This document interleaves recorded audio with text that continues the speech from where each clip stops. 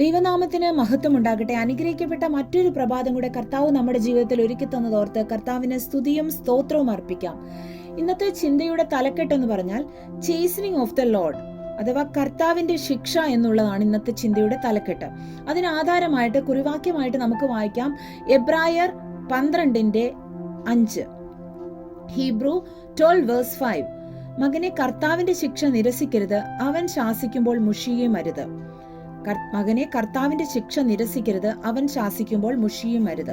നമുക്കറിയാം, മനുഷ്യരായ നമ്മുടെ എല്ലാം ജീവിതത്തിൽ നമ്മൾ കുഞ്ഞുങ്ങളായിരുന്നപ്പോൾ നമ്മളെല്ലാം മാതാപിതാക്കളുടെ കയ്യിൽ നിന്ന് ശിക്ഷ ലഭിച്ചവരാണ്. നമ്മുടെ എല്ലാം കയ്യിൽ എന്തെങ്കിലും കുസൃതികളോ നോട്ടിനെസ്സോ ഒക്കെ ഉണ്ടായിരുന്നു. അപ്പോൾ നമ്മൾ എന്തെങ്കിലും കാണിച്ചു കൂട്ടിയതെല്ലാം അതിന്റെ ഭവിഷ്യത്തുകളൊന്നും നമുക്കറിയില്ലായിരുന്നു. അന്നേരം മാതാപിതാക്കൾക്ക് അത് മനസ്സിലാക്കാൻ കഴിയും. അവർ നമ്മളെ ശിക്ഷിച്ചിരുന്നു.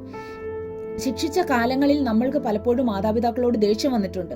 ആ ശിക്ഷ എന്ന് പറയുമ്പോൾ നല്ല വേദന എടുത്തിട്ടുണ്ടാവും. നല്ല അടിയെടുത്ത് നല്ല അടി കിട്ടുമ്പോൾ അതിന് ചിലപ്പോൾ നല്ല വേദന ഉണ്ടാവും. അപ്പോൾ നമുക്ക് മാതാപിതാക്കളോട് പലപ്പോഴും ദേഷ്യം വന്നിട്ടുണ്ടാവും.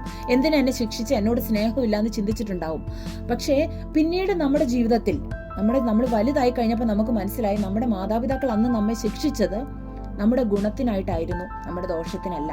നമ്മളെ അന്ന് അവർ ശിക്ഷിച്ചില്ലായിരുന്നെങ്കിൽ നമ്മൾ ഇന്ന് ഇവിടെ നിൽക്കത്തില്ലായിരുന്നു. നമ്മൾ ഏതെങ്കിലും വലിയ പാപങ്ങളിലും വലിയ ദോഷങ്ങളിലും ചെന്ന് ചേർന്നേനെ. എന്നാൽ തക്ക സമയത്ത് അതതിന്റെ സമയത്ത് ഓരോ തെറ്റ് ചെയ്യുമ്പോഴും ശിക്ഷ തന്ന് നമ്മളെ ബോധ്യപ്പെടുത്തി ശിക്ഷിച്ചത് കൊണ്ട് നമ്മൾ ഇന്ന് ഈ നിലയിലായിരിക്കുന്നു. അപ്പം ജഡപ്രകാരമുള്ള മാതാപിതാക്കൾ നമ്മളെ ശിക്ഷിച്ച് നമ്മളെ വളർത്തി കൊണ്ടുവന്നതുപോലെ തന്നെയാണ് ദൈവത്തിന്റെ കാര്യവും. കർത്താവിന്റെ മക്കളായിരിക്കുന്ന കർത്താവ് നമുക്ക് പിതാവായിട്ടിരിക്കുമ്പോൾ നമ്മൾ മക്കളായിരിക്കുന്ന നമ്മുടെ ജീവിതത്തിൽ നമ്മൾ ജഡത്തിൽ ജീവിക്കുന്ന മനുഷ്യർക്ക് ഒരുപാട് ദോഷങ്ങളുണ്ട്. നമ്മൾ വിചാരിക്കുന്ന പോലെയല്ല, നമ്മൾ പലപ്പോഴും പാപങ്ങളുണ്ട്, ദോഷങ്ങളുണ്ട്, തെറ്റുകൾ നമ്മൾ ചെയ്യാറുണ്ട്. ആ സമയങ്ങളിൽ ദൈവത്തിന്റെ കർത്താവ് നമ്മളെ ശിക്ഷിക്കുന്നതായിട്ട് നമുക്ക് കാണാം. അപ്പൊ ആ ശിക്ഷ എന്തുകൊണ്ടാണ് നമ്മളെ ശിക്ഷിക്കുന്നത് നമുക്ക് നോക്കാം. 6-ാമത്തെ വാക്യത്തിൽ കാണാം, കർത്താവ് താൻ സ്നേഹിക്കുന്നവനെ ശിക്ഷിക്കുന്നു, താൻ കൈക്കൊള്ളുന്ന ഏത് മകനെയും തല്ലുന്നു. അപ്പം കർത്താവ് സ്നേഹിക്കുന്നുണ്ടെങ്കിൽ കർത്താവ് ശിക്ഷിച്ചിരിക്കും. കൈക്കൊള്ളുന്ന മകനെ, സ്വന്തം മകനായി നമ്മളെ അല്ലെങ്കിൽ മകളായി നമ്മളെ കണ്ടിട്ടുണ്ടെങ്കിൽ നമ്മളെ ശിക്ഷിക്കും. കർത്താവിന്റെ ശിക്ഷ നമുക്ക് ഏറ്റവും ഉപകാരമായിരിക്കും. ഇവിടെ വചനം പറയുന്നുണ്ട്, 9-10 വാക്യം, നമ്മുടെ ജഡസംബന്ധമായ പിതാക്കന്മാർ നമ്മെ ശിക്ഷിച്ചപ്പോൾ നാം അവരെ വണങ്ങി പോന്നുവല്ലോ. അപ്പം നമ്മുടെ ചെറുപ്പകാലങ്ങളിലൊക്കെ നമ്മുടെ മാതാപിതാക്കൾ നമ്മളെ ശിക്ഷിച്ചപ്പോൾ നമ്മൾ ആരും അവരോട് പിണങ്ങി എതിലേലും പോയിട്ടില്ല. നമ്മൾ അനുസരിച്ചു നമ്മുടെ മാതാപിതാക്കൾ. അപ്പം നമുക്ക് അവരോട് ദേഷ്യം വന്നാലും ചിലപ്പോൾ നമ്മൾ കരഞ്ഞാലും ഒക്കെ നമ്മുടെ മാതാപിതാക്കൾ നമ്മളെ ശിക്ഷിച്ചപ്പം അവർ നമ്മളെ കറക്റ്റ് ചെയ്തപ്പോൾ നമ്മൾ അത് അനുസരിച്ചു. അതുകൊണ്ട് നമുക്കിന്നത് ഗുണമായി മാറി. അവർ ശിക്ഷിച്ചത് കുറെ കാലവും തങ്ങൾക്ക് ബോധിച്ച പ്രകാരം അത്രേ. ഈ ലോകപ്രകാരമുള്ള മാതാപിതാക്കൾ ചിലപ്പോഴൊക്കെ അവർക്ക് ദേഷ്യം വരുമ്പോൾ ചിലപ്പോൾ അടിച്ചെന്ന് വരാം. അപ്പം ബോധിച്ച പ്രകാരമൊക്കെ ചിലപ്പോൾ നമ്മളെ ശിക്ഷിച്ചെന്ന് വരാം. എന്നാൽ കർത്താവ് അങ്ങനല്ല. കർത്താവ് എങ്ങനാ? നമ്മൾ വിശുദ്ധി പ്രാപിക്കേണ്ടതിന് നമ്മുടെ ഗുണത്തിനായിട്ടാണ് നമ്മളെ ശിക്ഷിക്കുന്നത്. അപ്പം നമ്മുടെ ജീവിതത്തിൽ ഉള്ള ചില കറകൾ, ചില അഴുക്കുകൾ, ചില മാലിന്യങ്ങൾ, ചില പാപ സ്വഭാവങ്ങൾ നമ്മുടെ ജീവിതത്തിൽ നിലനിൽക്കുമ്പോൾ ചിലപ്പോൾ നമ്മളെ ശിക്ഷിക്കും. അതെന്തിനു വേണ്ടിയാ? നമ്മുടെ ഗുണത്തിനാ. നമ്മളൊന്ന് വിശുദ്ധി പ്രാപിക്കണം, കർത്താവിനോട് ചേർന്ന് നിൽക്കണം, കർത്താവിന്റെ മകളായിട്ട് അല്ലെങ്കിൽ മകനായിട്ട് നിൽക്കണം എന്നുള്ളത് കൊണ്ടാണ് നമ്മളെ ശിക്ഷിക്കുന്നത്. ഇതിനകത്ത് പറയുന്നു, ഏത് ശിക്ഷയും തൽക്കാലം സന്തോഷകരമല്ല, ദുഃഖകരമത്രേ. അപ്പൊ ഏത് ശിക്ഷയും നമ്മൾ നോക്കുവാണെങ്കിൽ നമുക്ക് അടി കിട്ടുമ്പോൾ നല്ല വേദന, അന്നേരം ആർക്കും അതൊരു സന്തോഷമല്ല.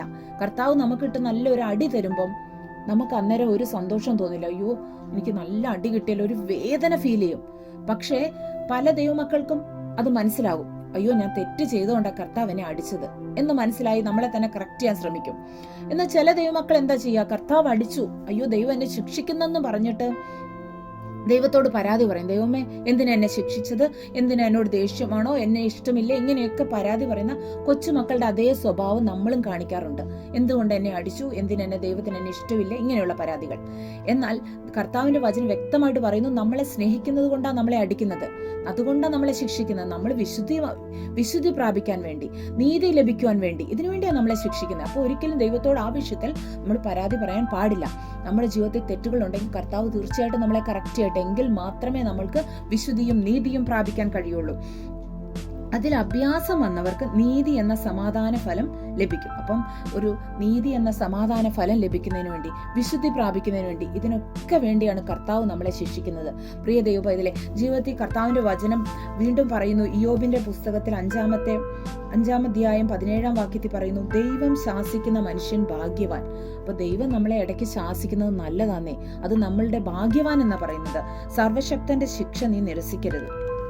കർത്താവ് നമ്മളെ ശിക്ഷിക്കട്ടെ, അത് നമ്മുടെ നന്മയ്ക്കായിട്ടാ. നമ്മളിലുള്ള പല സ്വഭാവങ്ങൾ മാറി വരാനാ. പിന്നീട് നമുക്ക് മനസ്സിലാവും, കർത്താവ് എന്നെ അന്ന് അങ്ങനെ ശിക്ഷിച്ചത് എത്ര ഉപകാരമായി. എൻ്റെ ആ പല സ്വഭാവങ്ങൾ എനിക്ക് മാറ്റുവാൻ കഴിഞ്ഞു, എനിക്ക് എൻ്റെ ആ പല സ്വഭാവങ്ങൾ കാണുവാൻ കഴിഞ്ഞു. ആ തെറ്റിൽ നിന്ന് എനിക്ക് രക്ഷപ്പെടാൻ കഴിഞ്ഞത് കർത്താവ് എന്നെ ശിക്ഷിച്ചതുകൊണ്ടാണ്. അല്ലെങ്കിൽ ഞാൻ ആ പാപത്തിൽ തുടർന്നേനെ, ആ തെറ്റിൽ ഞാൻ തുടർന്നേനെ എന്ന് നമുക്ക് പിന്നീട് മനസ്സിലാകും. അപ്പൊ സർവശക്തന്റെ ശിക്ഷ നമ്മൾ ഒരിക്കലും നിരസിക്കരുത്. കർത്താവ് നമ്മളെ സ്നേഹിക്കുന്നത് കൊണ്ടാണ്, നമ്മളെ മകനായി മകളായി കാണുന്നത് കൊണ്ടാണ് കർത്താവ് നമ്മളെ ശിക്ഷിക്കുന്നതെന്ന് നമുക്ക് കാണാം. ഇതിന് തന്നെ 18-ാം ഇയ്യോബിന്റെ 5:18 പറയുന്നു, അവൻ മുറിവേൽപ്പിക്കുകയും മുറി കെട്ടുകയും ചെയ്യുന്നു, അവൻ ചതയ്ക്കുകയും തൃക്കൈ പൊറുപ്പിക്കുകയും ചെയ്യുന്നു. അപ്പം ചില സമയങ്ങളിൽ ദൈവം നമ്മളെ മുറിവേൽപ്പിക്കും, നമ്മളെ ചതയ്ക്കാറുണ്ട്, ചിലപ്പോൾ നമ്മളെ ചില പ്രയാസത്തിലൂടെ കടത്തിവിടാറുണ്ട്. അതെന്തുകൊണ്ടാണ്? നമ്മളെ സ്നേഹിക്കുന്നോണ്ടാണ്. നമ്മൾ തിരിഞ്ഞു വന്നു കഴിയുമ്പോൾ കർത്താവ് തന്നെ ആ മുറി കെട്ടിത്തരുന്നേ, കർത്താവ് തന്നെ ആ ചതയൊക്കെ മാറ്റിത്തരും. പക്ഷെ കർത്താവിന്റെ ശിക്ഷയെ നമ്മൾ ഒരിക്കലും നിരസിക്കരുത്. നമ്മുടെ ജീവിതയാത്രയിൽ അത് നന്മയ്ക്ക് വേണ്ടിയാണ് കർത്താവ് ശിക്ഷിക്കുന്നത്. കർത്താവിനോട് പറയണം, കർത്താവെ, എൻ്റെ ജീവിതത്തിൽ തെറ്റുണ്ടെങ്കിൽ, എൻ്റെ ജീവിതത്തിൽ ഞാൻ എന്തെങ്കിലുമൊക്കെ കർത്താവിൽ നിന്ന് അകന്നു പോകുന്ന അനുഭവങ്ങൾ വരുമ്പോൾ, ദൈവമേ തീർച്ചയായിട്ടും എന്നെ ശിക്ഷിക്കണേ. കർത്താവ് എന്നെ സ്നേഹിക്കുന്നുണ്ടെങ്കിൽ എന്നെ ശിക്ഷിക്കണം, എങ്കിലേ എനിക്ക് കറക്റ്റായിട്ട് വരാൻ പറ്റുള്ളൂ.